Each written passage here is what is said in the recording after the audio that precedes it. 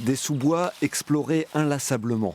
10 jours après la disparition de Richard Yassoumi, la mobilisation ne faiblit pas, avec toujours la même question, où cet homme de 84 ans a-t-il pu partir en promenade le 28 avril?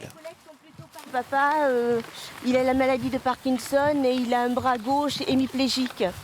Donc il marche voilà, sur le côté. Mais il avait l'habitude de marcher. Ah, il marche tous les jours.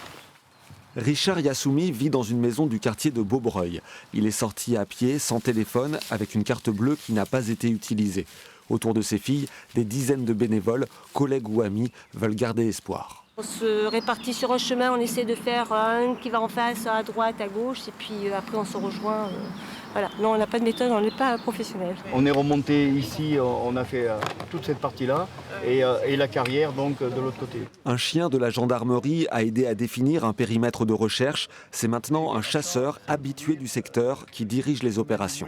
Bon, mais d'après les différents renseignements qu'on a eus, la recherche avec les chiens, les gens qui ont pu le voir, les circuits qu'ils prenaient, on essaye de baliser donc toutes les zones qui sont plus dangereuses.